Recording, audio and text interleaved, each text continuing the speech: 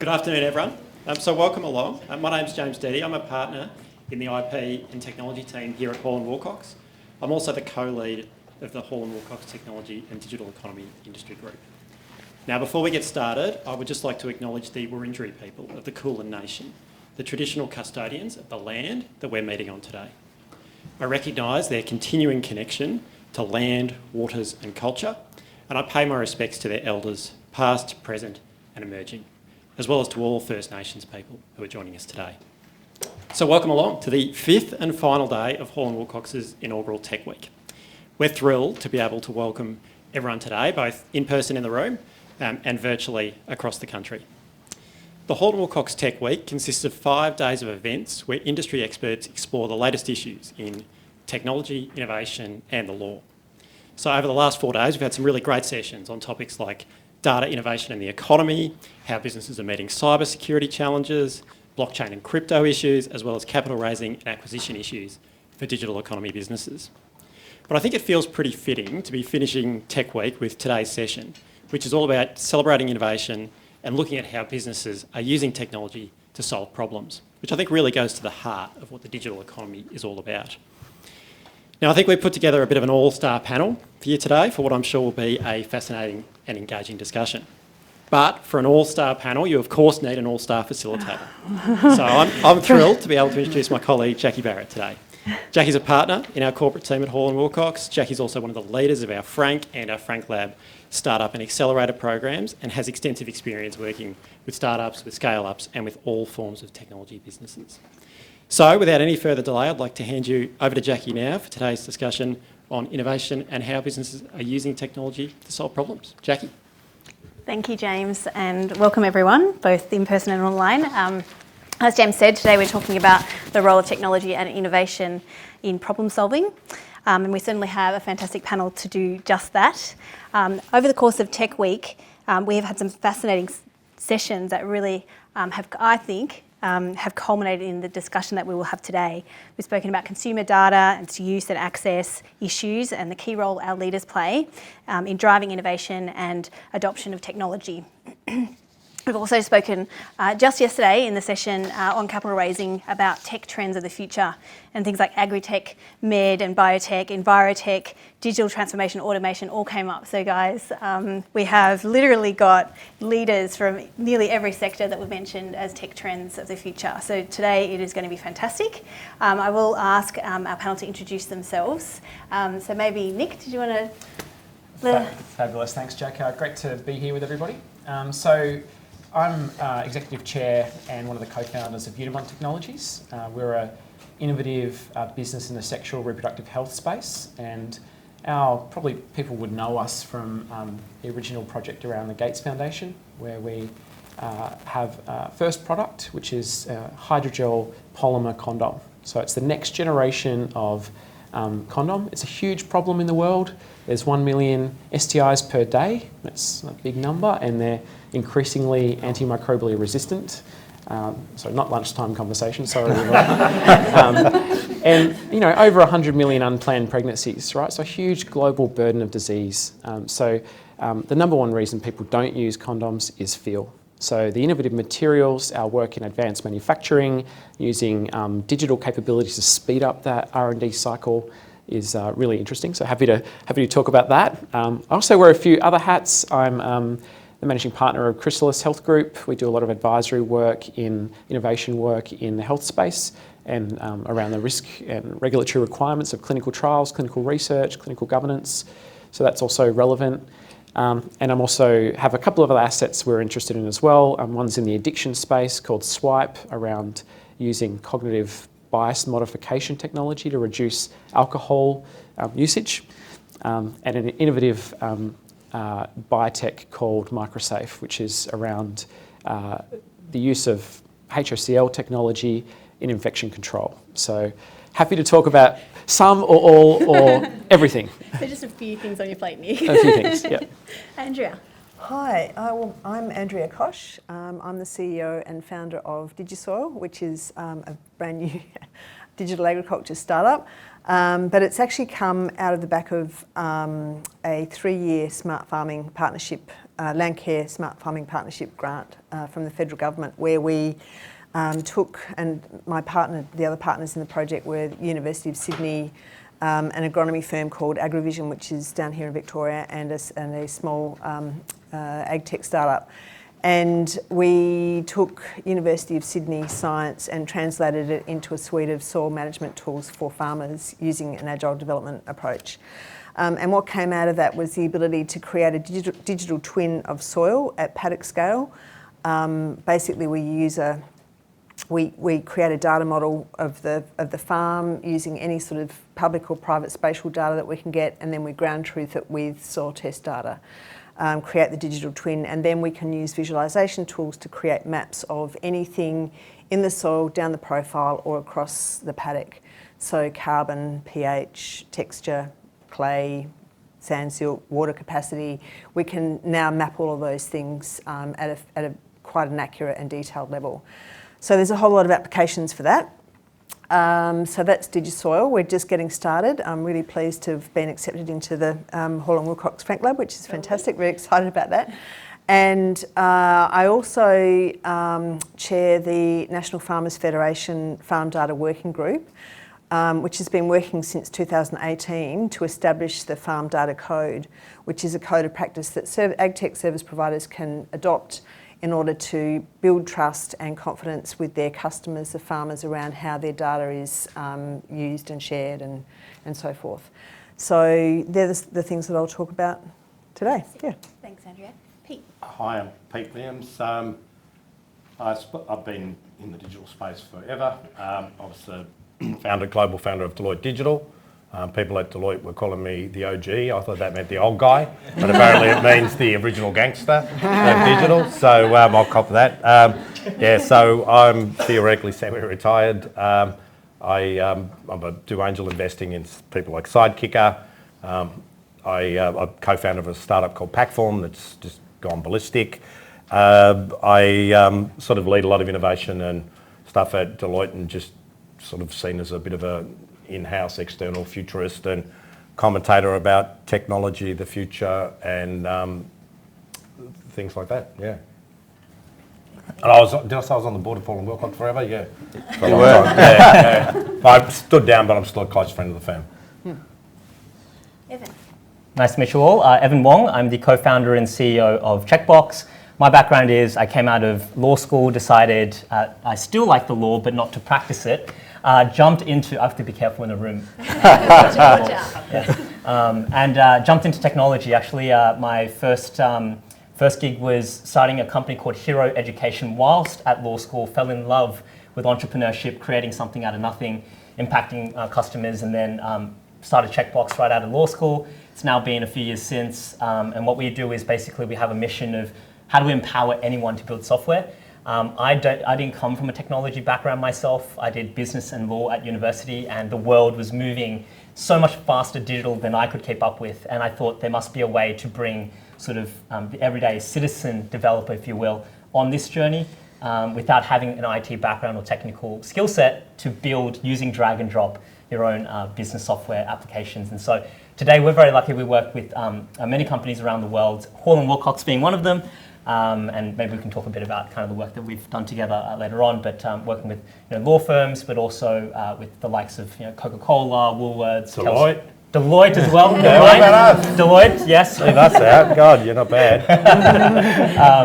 And BMW, etc. So yeah, it's been a wild journey, and looking forward to share more on this panel. Great, thanks, Evan. Sumith. Hi everyone, I'm Sumith Perera. I'm the Chief Operating Officer at Hall and Wilcox. In my role, I'm responsible for running the business of the firm, and that's a bit of fun, but the really fun stuff happens being responsible for our smarter law strategy, which is really thinking about how we can make engaging with a law firm a bit more seamless for clients, how we can help clients solve business problems and not just legal problems, how we can improve the operation of the firm. And we do that by analysing processes and applying technology where that makes a difference, and that's been a really fun role. I'm also the independent chair of a business called Marshall Day Acoustics, and that's a really fascinating business that is involved in performing arts centres and sports venues, and they're using some amazing technology to replicate the experience that consumers would have or attendees would have before actually building the facility. So using things like VR and other simulation technologies, which is, yeah, as I say, really fascinating. So yeah, really happy to talk about both aspects of life as Sumith Perera. Thank you so much, Sumith. That's awesome. Okay, so we'll, I suppose, dig in, and what I thought we would first do is really look at what was the problem that you've all first faced. And so maybe, Pete, if you kick off. So do you want me to talk about one recent one? One of your examples. Can you pull up that slide? No, we've lost the slide. All right. Okay. Yeah, that's a bloody problem. Tech Week, we can't use PowerPoint. Anyway, I was just talking about one that we've done recently called Meal Vision. So, and this is why I wanted a picture, because we use a hardware device which has a touch screen, a LiDAR camera, a RFID, and the problem we're trying to solve is nutrition in aged care. And actually, why don't we just try... Just pass that around. There you go. Innovation. So one of the problems with aged care nursing homes is that how do I know what food people are getting, and how do I know they're consuming it? So what we did was we use a LiDAR camera which can look at depth, and combined with AI and machine learning, it takes a photo of the plate. The plate's got an RFID chip on it, so we read it on and we say, okay, that's Evan's food. So we know what we gave Evan. Evan's plate comes back, read the plate again, and it says, okay, Evan's consumed this. So it's not just what we've given Evan, it's did he consume it? So we can then individually track for each resident or patient, have they consumed the right nutrition? And if not, we get an early warning system rather than them falling, having malnutrition or falling seriously ill. But we can also feed that back into the catering staff and say, hey, if we want this sort of nutrition, plan these meals because they eat that stuff and they hate broccoli or whatever. So yeah, it was just a really interesting use of a technology and we also use that technology to scan things like the power poles and electricity transmission lines in Southern California and Australia to prevent bushfires because it was power lines that started Black Saturday. So yeah, we're just using those sort of problems where and it's sort of interesting. People, the metaverse and all that stuff. It's really what we're talking about is we can actually use computer vision to create a data layer or a layer of information that our eyes can't automatically create, but it's really valuable to know. So and then we can act on it. So yeah, it's that sort of stuff that excites me, taking technology and combining it with other stuff to deliver really serious, impactful outcomes. Thanks, Pete. Andrea. I'm going to take my coat off. Oh, yes. Actually. So okay. Maybe we'll start then with Nick. Give Andrea a chance to take a coat off. But Nick, could you tell us a little bit more about Eudaemon and its story with the Gates Foundation and kind of what was the critical problem that you set out to solve when you set up Eudaemon? Yeah. So it stems from a long time ago. So the business has three co-founders, and the idea came from Robert Gorkin. So he's a professor, biomedical engineer by background, an American, but we won't hold that against him. And Rob's worked in kind of a number of different spaces. So he was working in 3D manufacturing, he was working in different innovative materials at Wollongong University. And the Gates Foundation could see this huge problem of unplanned pregnancies and STIs growing, and a significant, think about the flow-on impacts of that in terms of population and, socioeconomic flow-ons from all of those types of things. So how do we solve this problem? They put out an innovation call globally. Thousands of people applied, and Rob thought maybe we could use, these innovative materials we're playing with to create a different type of condom, because as I said before, the number one reason people don't use it is feel. But there's also a whole lot of other barriers, right? There's basically been no innovation in this space at all. It's the same kind of latex material produced in reasonably the same way for 50, 60, 70 years. And the AIDS crisis obviously brought that to the fore. And it's a huge multi-billion-dollar market, right? So it's a cash cow. So how do you innovate in that space?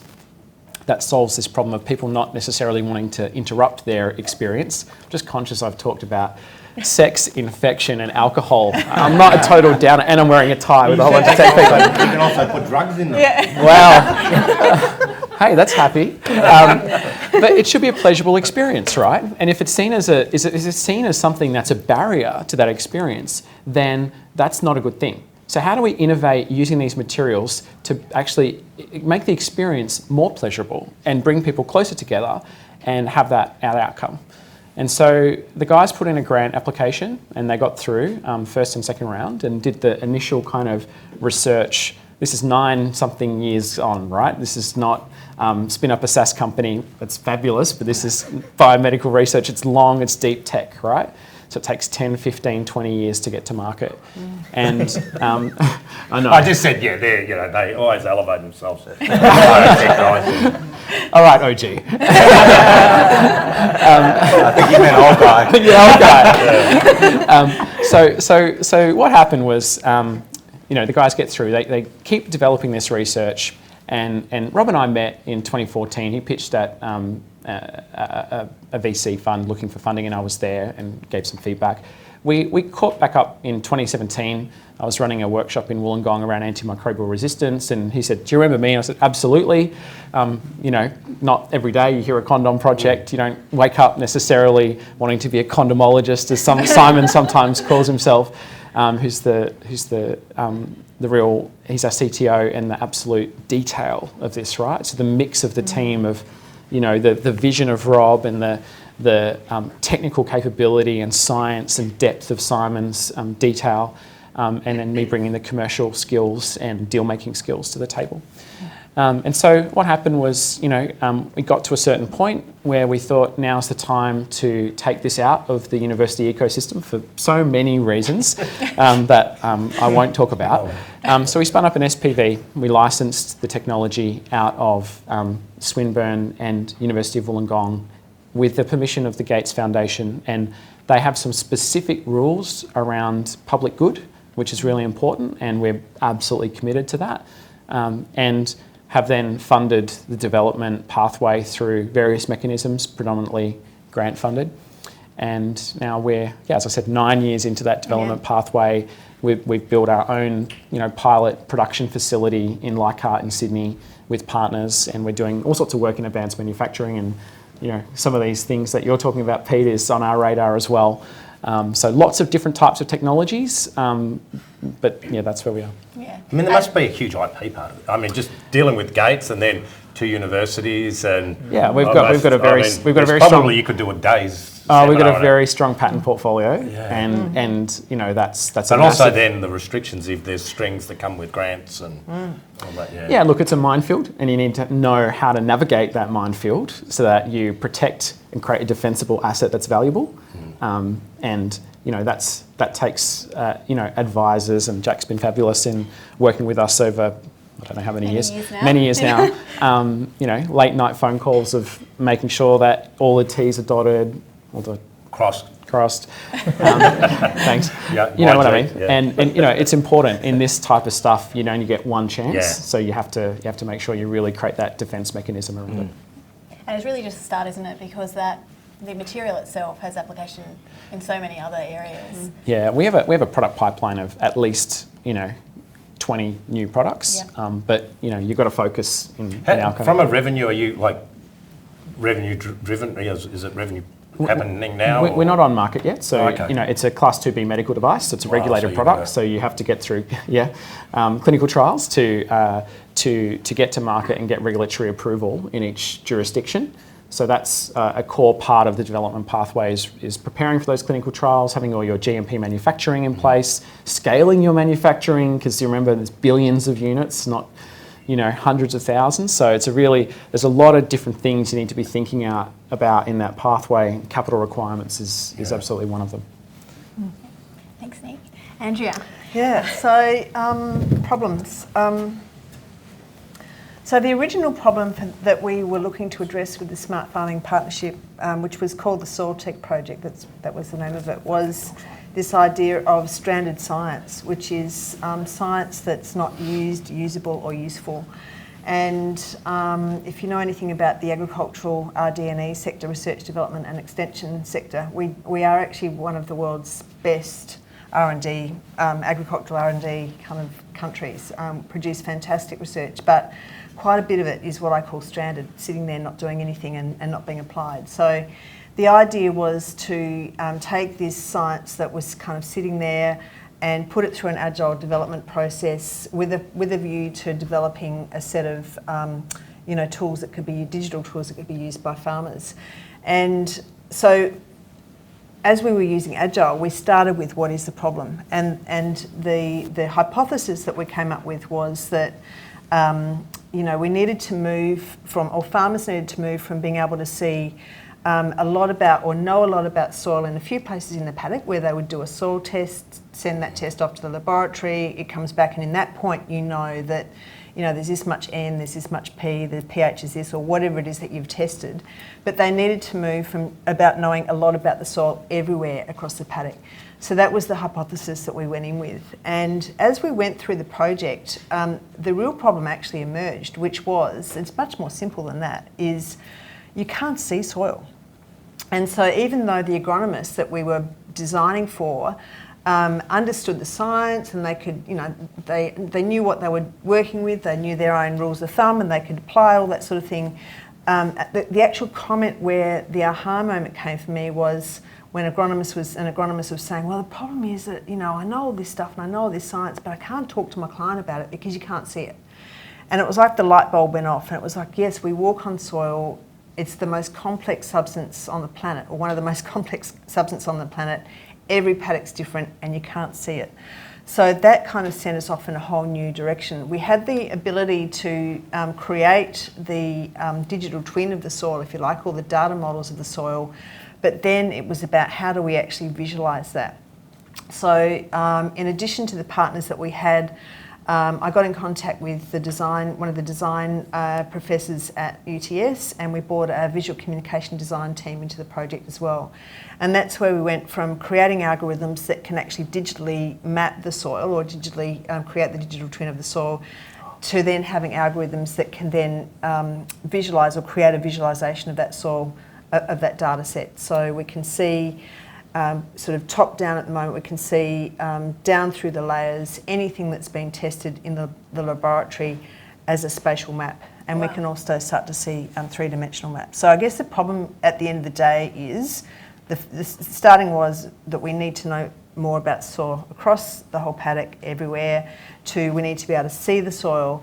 And that's led to an identification of the real problem that we're now solving for DigiSoil, which is that for the last 80 to 100 years, agriculture's been all about the inputs, because you can see the inputs. So you can see the seed, the fertiliser, the pesticide, the herbicide, the water, you can deal with what's going in, but you don't know what it's going into. So the problem we're solving is to bring the other half of the story into the picture, which is the soil. Yeah. So there, that's our problem statement. Yes, that's us. So it's farmsoilmapping.io. Yes. Yeah. There you go. So definitely be sharing all the I content. know, it's just that, because I sort of, because you can hear that stuff, I'm like, what the hell? And it's like you see a picture of the layers of the soil and you go, aha, I get it. That's right. right. Good. So Google Maps for soil? It is like Google Maps for soil. So how are you doing the ground penetration stuff? Was that from the soil samples, or? So we're going to have a really in-depth conversation, but we might leave everybody else. So outcome though, knowing all this, what's the goal? So the goal is really to this is a big, lofty, big, hairy, audacious goal, but it's really, it's to transform how agriculture is actually done, because before, it's been all about the inputs and managing the inputs and the efficiencies around the inputs. And we get a lot of data now about the outputs as well. For example, we get yield data off of a harvester. We can measure protein levels in the grain as it's coming off, and we can actually segregate by protein level. We can tell a lot more about the animals that are coming off, all of that sort of thing. But we're still not managing land according to the soil, the constraints, we can start to optimise the condition of the soil, basically, through the way that we manage it. So I think it's a game changer for agriculture. Absolutely. So Evan, I was going to try and be controversial, but I might still be. But I wanted you to possibly reflect on Checkbox's journey, and tell us sort of how you went about defining your problem, or if you thought it was just incidental that that you found a problem in the course of developing it. But what do you think it takes for an early stage business to really articulate and define that problem that you then address through technology? Yeah. So I think it's absolutely critical to start with a problem. It's super, super rare that you build the next Flappy Bird, but you really have to start with the problem. And the reason being is problems equal value. That's really what differentiates an idea from effectively, a sustainable business, right? It's actually delivering value through solving problems that people are willing to pay for, right? So how did Checkbox all start? We didn't start with the problem that I mentioned in my sort of introduction, which is sort of being able to empower, the non-technical user to build their own software. That's not where we started. Where we started was, I mentioned before, I founded another company called Hero. It wasn't technology, it was in the education space.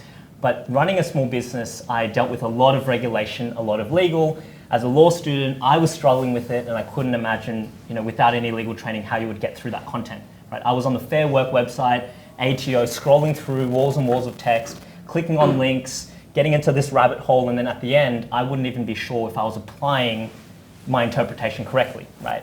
And so I came up with this idea. The idea, which was the first idea of Checkbox, at the time it was called Comployment. It stood for Compliance Employment Law. It was very targeted at that space from my experience. Went out into market, spoke to a whole bunch of small business owners. They all shared the problem. They were like, yeah, we struggle with this. And I said, well, this idea of, on one end, we'd taken all the feeds from the government, the rule sets, we would taken, the bookkeeping, the CRM data, the internal data of the business, and we match the two together, the external rules with your internal situation. We tell you exactly what you have to do, so it's more of a push compliance system by design rather than trawling through self-interpretation and getting it wrong. They all loved the idea. But when I went and said, well, okay, how much would you pay for it? They all said, none. Zero.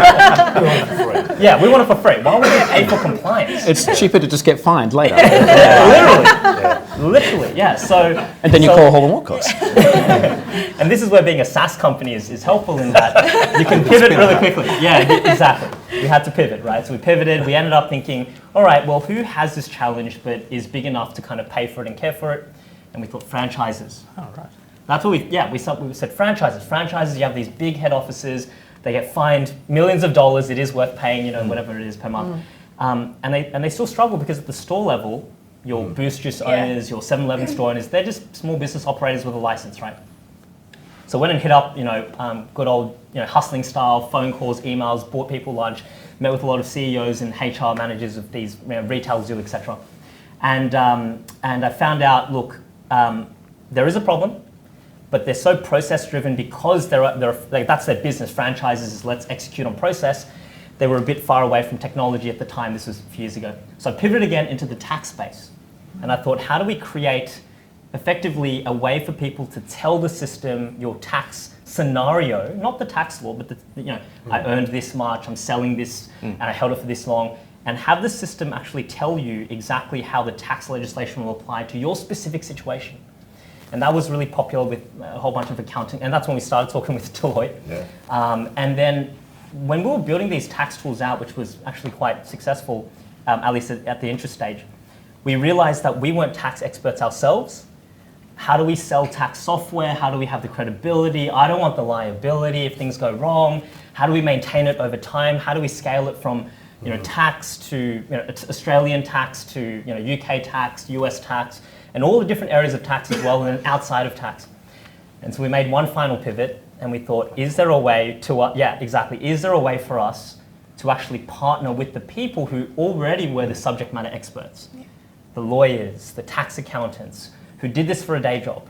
And we would build a layer, a platform instead that allowed them to just map out their knowledge. And as they map it out, it created the software that we actually envisaged to begin with. And that's how we stumbled into no-code, really as an enablement mechanism at scale for the original vision of solving the problem, which is legal is quite hard to understand for the everyday person, and it can be very rules-driven, and we should be spending our time on the high-value judgment type work. And so that's how we landed where we are today. So Evan, what was the time frame? It was actually much longer than most people expected. So from that first initial idea of employment to writing the first line of code in Checkbox today, it was probably about 9 months. Yeah. 9 months of being in market and just trying to understand the ages, problem. isn't it? Come on. Take it easy. Yeah. So 9 months Long until time. the first line of code was written. Yeah. Yeah. Exactly. Yeah. Thank you, Evan.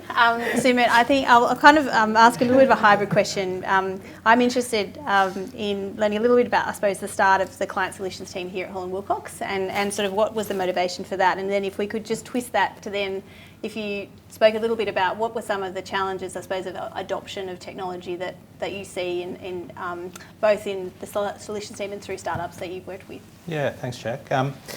So Hall & Wilcox have got a team that's known as Client Solutions, and they're a team of technologists, process people, commercial people that really are client-facing and try and help lawyers within the firm partner with clients to solve business problems. And often that's applying technology to the problems they have. What we find with a lot of the in-house teams and clients that we're working with is that the business's resources, particularly tech and process people, are focused on the revenue generation side of that business. They're not really interested in supporting the in-house legal team, which are a nice to have internal team, you know.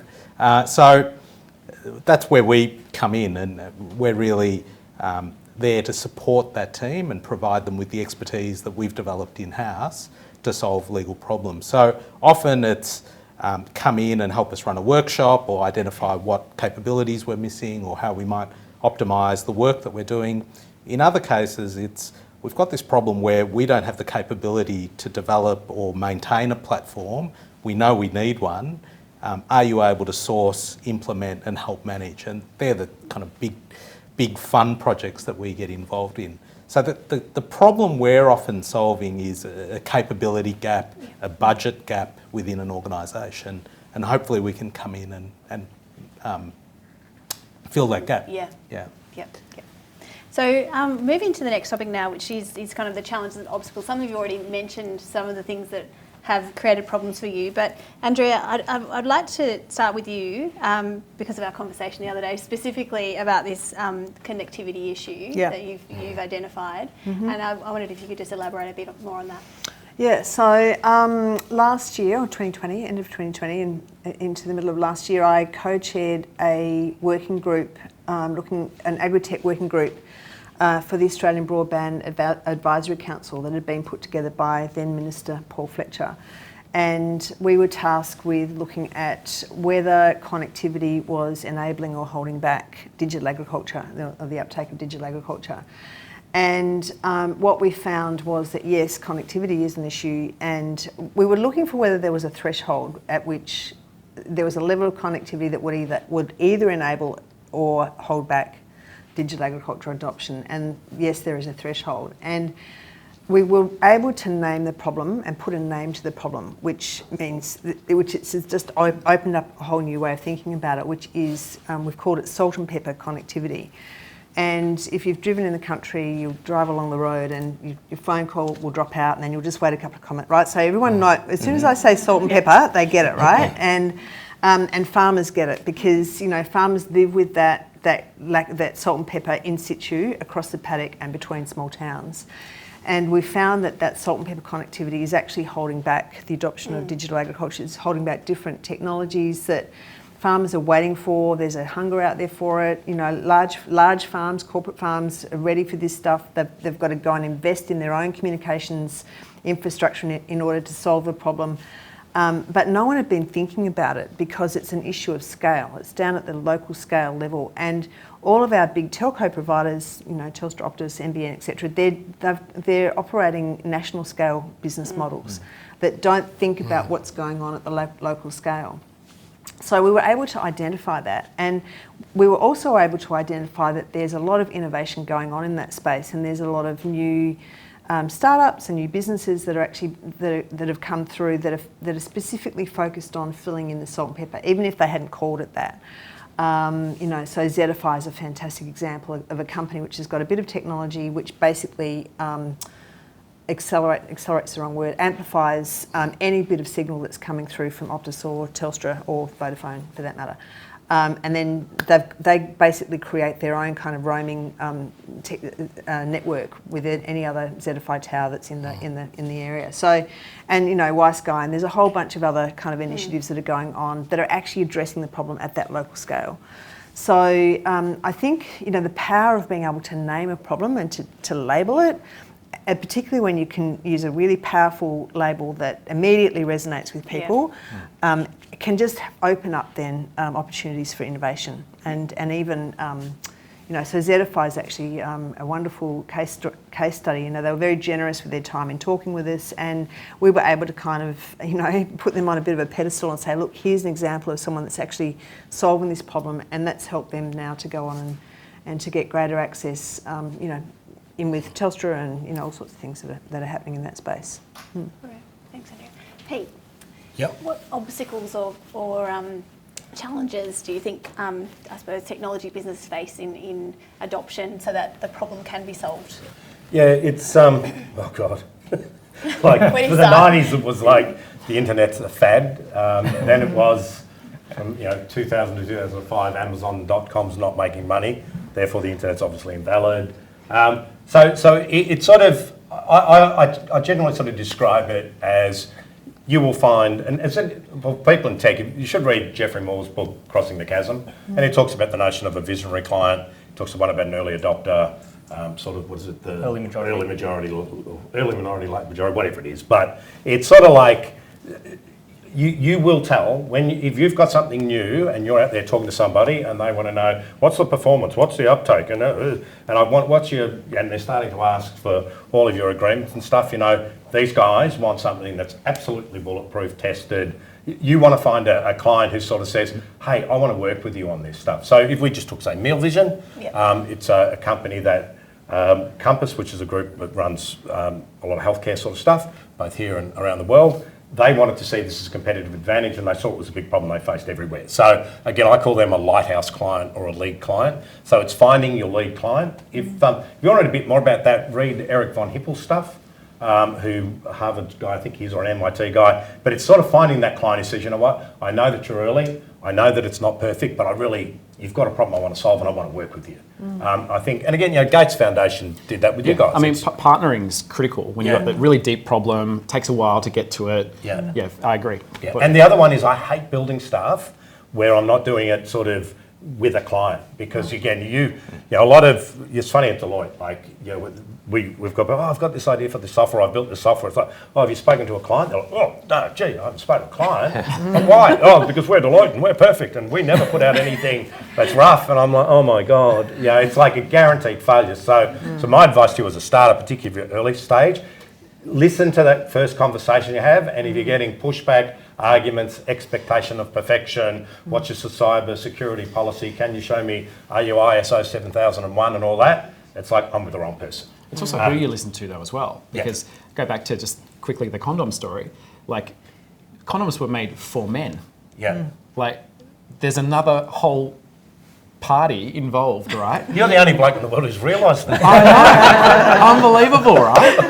That's just unbelievable. And actually, sometimes it's not just men and women, right? Yeah. Believe it or not. So user-driven design, and who are we actually engaging with for the products that we're building? And I think it's also, like you're talking about, you've got to go into the environment and sort of see, because I do a lot of work in disaster recovery, so bushfires and all that stuff, and you've got people coming in, we're going to develop this whiz-bang system for everybody and they can all just put their stuff online. And it's like, yeah, but a lot of them are old, have no connectivity and don't trust technology, So like, well, they don't even have, they might have a mobile, but sort of SMS is a bit of a stretch. So again, sort of going, observing, understanding, and then saying, and the other one, if it's disruptive, you don't ask the users for the current users, you look for non-users. Who isn't using this sort of stuff and what might they want? So, it's that sort of Henry Ford, if I said, what do people want? They want faster horses, but, Yeah, so again, sometimes if you're playing in that disruptive market, look at those who aren't using a system but have got a similar problem and scale it up from there. Thank you, Pete. Sumith, I think in our convo the other day we talked about fear of failure as a big issue. Can you elaborate a little bit on that? Yeah, Jack, I guess that in a law firm environment, part of the brand experience is high quality, it's precision. It's really important to law firms' clients to have that as a proof point of what they're paying for and the experience that they would expect. So lawyers are drilled on that, and that's kind of counterintuitive to innovation and trial and error.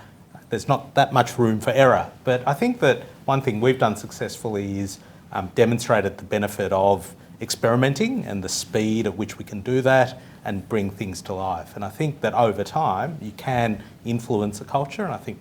So what about prototyping? Because that must... Absolutely, yeah. So again, it depends on the person and depends on the group, but some groups have really seen the benefit of that and being able to input into the design and the final product. And I guess it's a way of getting real buy-in as well through that prototyping phase. So we've seen the benefits of that. It's taken, 5.5 years to get to where we are, but I think that there's real momentum around it. Yeah. And what about in your second stream of work, because you're not busy enough? What has there been any obstacles, I suppose, in the acoustics business? Budget is often a real limiter in these businesses, and that's where the sort of VR simulation side of things has really made a difference. So to be able to show a client and have a client experience what the end environment is going to sound like and feel like without having to build it and kind of then modify it has been a revolution for that business and that industry. What I find is if you're working with sort of IT techos, trying to get them to understand the power of design. It's a bit like, I say to my guys, like, we want to create joyful experience. Your tech might work, but if people look at it and think it looks terrible, they don't understand it. So it's being, and I think when I started in the digital space, that was the question I got asked most. How have you got the designers and the techos working together? And it was because I sort of drove that model. And also, I think what they realised was the engineers saw the designers could do stuff in a way that took their technology and made it widely used and to a place that it looked beautiful. So again, it's sort of, your technology's got to work, but you've also got to have that usability. And the other one is people buy stuff that looks good. Yeah, I mean, it's the reality. If it could be the best technology, but if it doesn't have the nice interface and it's not intuitive, So, Evan, did you want to comment a little bit on that? Actually, when did Checkbox become, in terms of usability, what was that tipping point for you? Yeah, like usability for us was a design strategic choice from the get-go, because as a no-code platform, if you're going to get lawyers, effectively is a big part of our customer base, lawyers to build technology, you have to, and everyday people who aren't from a tech background, you have to make it super easy from an intuition perspective. But I think in terms of like the challenge of adopting technology generally, if I look at it, it's more than just the point in which you already have the tech. It's actually a much broader, almost life cycle, right? Like it starts as early as like the big question is, technology can solve your problems as organizations and enterprise. Why aren't they doing it more? And it starts as early as like awareness of the fact that this technology even exists. Exactly, right? So it's an education piece. It's a curiosity piece that needs to be embedded into the culture of, I think, the organization. And then once you have awareness, you still then have consideration, right? Where it's like, okay, I now understand that these technologies exist, but does it actually solve my problem?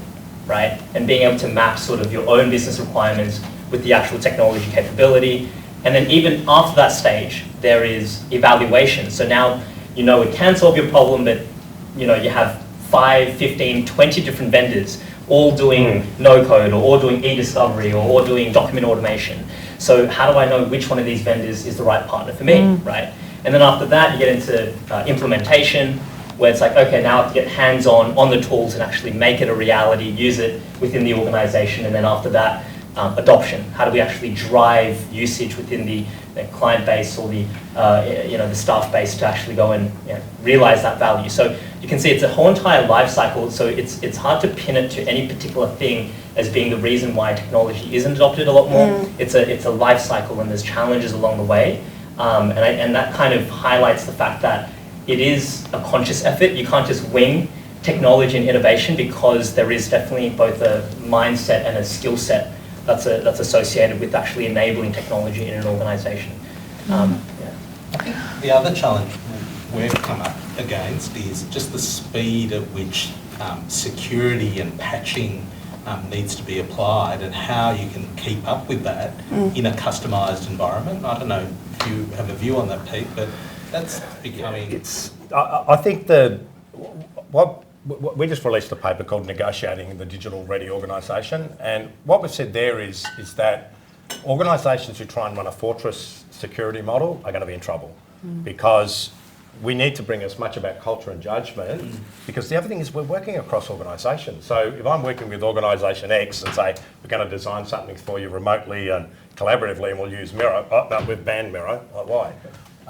Because IT haven't approved it, or, oh good, we'll do a Zoom, oh no, we're only allowed to use WebEx, and or I'll stick it on Google Drive or Dropbox, oh no, we can't do that, and oh, by the way, you can't email me because we've got a limit of 5 megs for email. So this sort of, it's that sort of, how do we negotiate it? But I think IT groups need to be way more nuanced and trusting, and it's like I say to people at Deloitte, we're not going to put a confidential client report out by tweeting it and mentioning a client. So we need to build trust, but we need to have a suite of tools. And then the other one is you've got to have a way more automation around, sort of intrusion detection, sort of just looking for unusual spikes or activity in the network, because again, you just can't keep up with it manually, and you can tell everybody till you're blue in the face, like, do not open an email if it's from an unknown source, and then you send them one, it's like, oh yeah, Amazon's giving you a $10 gift voucher, So again, it's culture, education, but I think the danger is you get to a point where there's organisations like, I don't know, Deloitte at times, where it's just so hard. It's like IT security succeeded when nobody can log in. But isn't this the context story though? Yeah. I've been involved in illegal tech mediation in the online dispute resolution space. I often conflate lawyers and doctors, right? High attention to detail, right? Generally reasonably high-strung, right? Generally. Like, a little bit of ego in there. A little bit of ego, right? Super smart people. So they don't want something that doesn't work, to your point, Evan. Like, don't implement something that doesn't work. So, wearing... It has to be user-friendly. It has to be user-friendly, right? People. Make it easy, right? Your life's busy, you've got lots of pressure. Yeah. So wearing my chrysalis hat, like one thing we've done a lot of is consulting the way to product market fit. Like spending a lot of time with your client, like way more time than you'd ever really think you would. 9 months is good. Like we're building some software now in wearing my chrysalis hat, and the problems that people are facing are really nuanced and they're really challenging, and you've got this environment, to your point, around security where, we can't do this, we can't do that, but actually the people on the ground have this consistent problem, right, organisation to organisation. Yeah. And it's massive, and it's stopping, In my experience in health over the years, it was always, doctors don't know how to use technology. And they're fantastic. No, they were the smartest people. That's how they became doctors. They refuse to use the shitty technology you inflict on them. Has to look good, has to feel good, has to make their life easier, all that. They're low tolerance, and they're that busy that... And I get it, totally. Are you a doctor? No. But I'm probably low tolerance of poor tech. Jacqui, can I just pick up on that word that you use, which is trust? Because that's an issue that's come up in the agriculture sector, and around this idea of the sharing of data, farm data, and we were really fortunate in Australia to have the RDCs, the Research Development Corporations, do a really nice piece of work back in 2017, looking at digital technologies coming on board and ag tech and so forth. And one of the reports specifically looked at this issue of willingness to adopt technology amongst farmers, and one of the issues that came up around that was a hesitancy around what would happen to the data. Would the data be given? Would it be shared? What were they going to lose control? All those sorts of issues. And what came out of that was, this piece of work that the NFF has done, which is to put the farm data code together. We at the basis of the code is is the fact that really the only way that you can be assured of how your data is going to be treated is through a contract. Contract law is really the only platform that gives you that kind of assurance. And so we've worked really hard to create the code, and we've got it down to 7 words, which is anyone that's done sort of legal. I thought you were going to say what they were. Well, I will. I will say what they are. I haven't learnt them off by heart, but I had to bring my little cheat sheet. So it's transparency is the first one. So is there transparent, clear and honesty around the collection, use and sharing of the data? The second one is fairness. Is there fair and equitable use of the farm data on behalf of the farmer? What's the value proposition to them? The third one is farmer control. So does the farmer have the ability to control and access their own data? The fourth one is portability. So if something goes wrong in the relationship, can they obtain the data? Can they get it deleted? The fifth one is security. So is the data protected and secure? What happens when there's a data breach? And the sixth one is compliance. So does the service provider comply with national and international laws, including the Privacy Act, for example? So we've worked really hard to get it down to 7 words, and we're happy to share it with any other industry. We'd love Go to. for it. Yeah. And of course there's hours and hours of work and lots and lots of paper behind those principles. But the whole idea of it is to give farmers a starting point where they can say, well, here's the code. Do you comply with the code? What are your views? What's in my contract? And it gives service providers the ability to say, well, these are the things that are going to help to breach that trust, sort of issue. And we're now working towards a certification process where service providers can actually come and be certified against the code. So the farmers can say, oh, yes, that company's certified. That's great. So. In agriculture, we're working to try and put the things in place, the data governance arrangements and frameworks in place, I think, in order to create that trust. There's a lot of work. There's a technology we use called Snowflake. Yeah. Have you seen that? No. It's but it's designed specifically for creating specific rules around who can use what, and it was used a lot in vaccine development because with COVID and stuff, because it was like different people are doing stuff, but you can sort of encrypt and use the data without sort of necessarily disclosing, and you can decide who and all that stuff. So there are tools out there which are really focused on that cross collaboration. You do get into issues, particularly in health, around consent and dynamic consent. Yep. And I consented once, but hang on, Google changed their mind and started to do X. Yeah. Or so there's all these stories. So being able to have that dynamic consent where you can say, okay, well, I've given my data for this, and I'm happy to give it for that, and et cetera, et cetera. But you do get into these questions about public good of access to data. Things like clinical quality registries where the data from all, particular therapeutic indications like prostate cancer or whatever gets pulled to allow research to happen. So there's some interesting things about transparency, but also credentialing of people and identity management is a massive thing. And, one of the frustrations I hear from clinicians all the time is, I work at hospital A, B, C, right? And I work at this university. I'm also working at this medical research institute, and I need to do 5 forms of good clinical practice training, 5 forms of hand washing training. And it's like, how do we get that trust across institution to enable people to just do what they do cross-institutionally in that kind of decentralised world that we live in? No, it is fascinating. From those 7 points that you said, you can see that applying across industry, obviously, particularly in the health sector. But I mean, we'll obviously share them, but I think there is so much, what was I going to say? I suppose the issue of data, and one thing we discussed the other day, Andrea, was some people get to commercialise their data and make money from it. So why can't that be something that's accessible to everyone? And so farm data being a classic example of that. But I can think of multiple other industries that probably have that same issue. Yep. Even in the health sector, people are making money from commercialising data, which is great, but not everyone is able to participate in it. And so how do we make it more fair? That's right. Yeah. Now, I'm very concerned. Are we about to run out of time, Kate?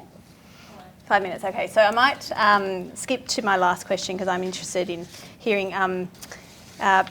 We had on Monday, Minister Dominello came and spoke about consumer data, but he also talked about the role of leaders in driving innovation and helping with the adoption of technology. And all of you whether you like it or not, are leaders. And I would love to know, perhaps Nick, if you wanted to perhaps share your thoughts on what it would take to be a good leader in this space. Wow. Okay, well, I'll give myself 1 minute. Look, I think the first point is clarity on what your objective is. Yeah. So leadership is about direction. It's about working with people to bring that forward and understanding what the problem is, what the solution is up front, encouraging that, design approach that we talked about to make sure it's inclusive. Because you're not just building something for today, you're building something for tomorrow. And what kind of sustainable world do we want to build? So I think that's a critical part of it. Thinking at scale from day one is critical. So, you build your team like this, but it's going to look like that. So how do you design that into your operating model from day one, I think is an important part of preparing for innovation. Probably the final thing I'd say is how do you collaborate and partner with people in a way that accelerates that and doesn't necessarily hoard everything internally. But if your mission is truly, like our mission at Chrysalis is to enable evidence-based care, our mission at Eudaemon is to solve deep technical problems with products that make people's lives better and encourage human flourishing. So how do you stay true to the mission and bring people along and partner with whoever's aligned to that mission? Thank you, Nick. Evan, did you want to? Sure. Yeah, absolutely. So the question was, how do leaders drive innovation, right? Yeah. Yep.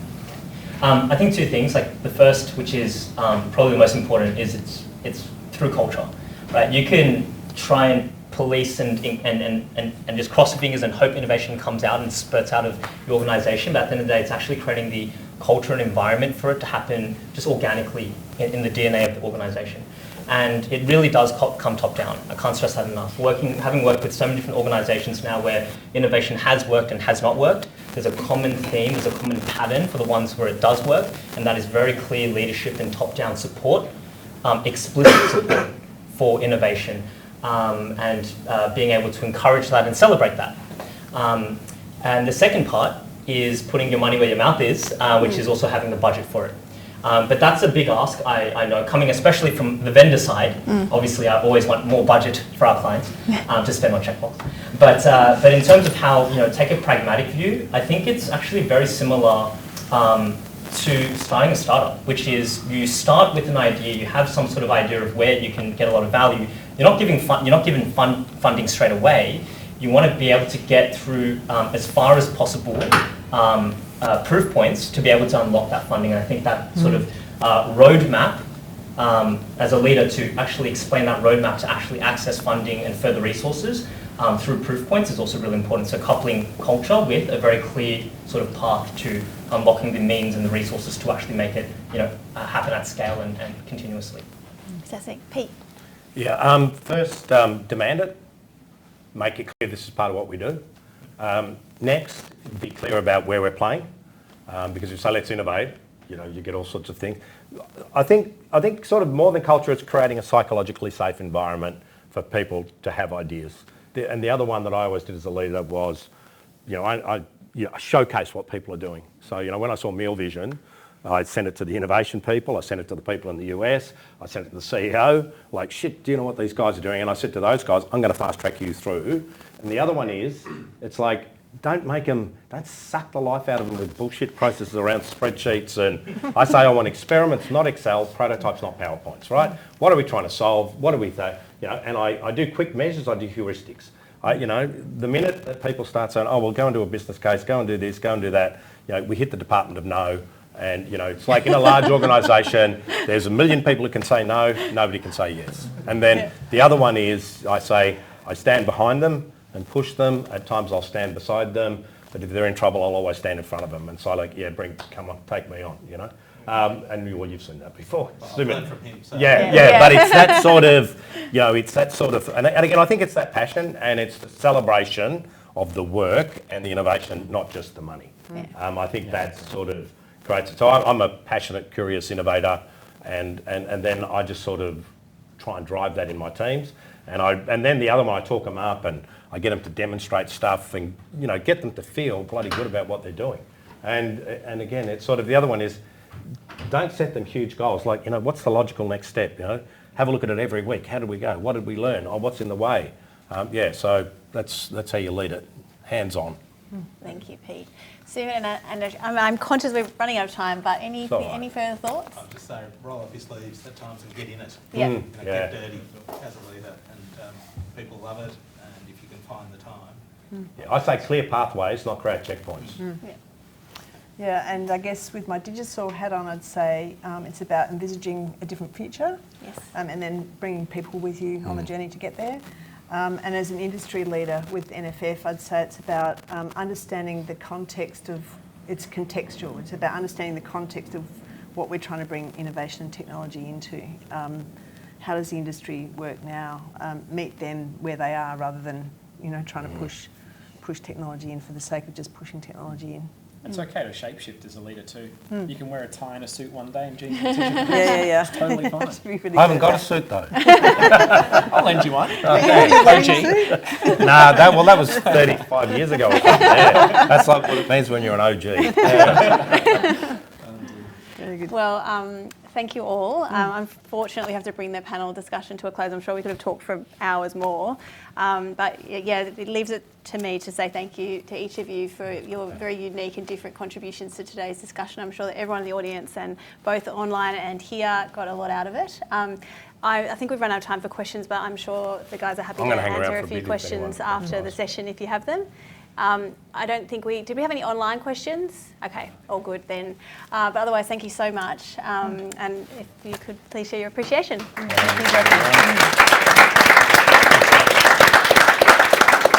James, was there anything you wanted? Okay, all good. Thank you.